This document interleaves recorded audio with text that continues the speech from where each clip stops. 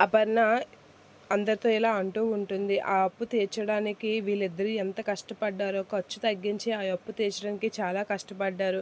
కానీ ఎట్టకేలకు ఇబ్బంది నుంచి బయటపడ్డారు. ఇప్పుడు మనకి ఏ సమస్యలు లేనట్లుగే కదా, సమస్యలన్నీ తొలగిపోయినట్లుగే కదా అని అపర్ణ అయితే అంటూ ఉంటుంది. ఇక కావ్య అయితే అలా కామ్‌గా వాళ్ళ అత్తయ్య ఆడిన మాటలు వింటూ ఉంటుంది. ఇక అందరికీ ఏ సమస్యలైనా ఉన్నాయా అని చెప్పేసి అపర్ణ అడిగేసరికి అసలైన సమస్య అలానే ఉంది అని చెప్పి సీతారామయ్య అయితే అంటూ ఉంటాడు. ప్రస్తుతానికైతే ఒక గండం గట్టెక్కింది, కానీ అసలైన సమస్య అలానే ఉంది కదా అపర్ణ అని అనేసరికి, ఏ సమస్య బావా అనేది అంటూ ఉంటుంది చిట్టి. అలా అనేసరికి ఆస్తి అని అనేసరికి, ఆస్తి ఇంకేముంది, మన ఆస్తి మనకు ఉండిపోయింది కదా అని చిట్టి అనేసరికి, లేదు ఆస్తి వాటాలు వేయడం అలానే ఉంది అనేది అనేస్తూ ఉంటాడు. షాక్ అవుతూ ఉంటుంది బామ్మ. ఇక కావ్య కూడా ఆ మాటలకి షాక్ అవుతూ ఉంటుంది. ఆస్తి ఎవరి ఆస్తి వాళ్ళకి ముక్కలు చేసి ఇచ్చేసి ఇచ్చేయాలనుకుంటున్నాను అని సీతారామయ్య అంటూ ఉంటాడు. ఆ మాటలకి రాజు అయితే షాక్ అవుతూ ఉంటాడు. ఇక కావ్య కూడా షాక్ అయి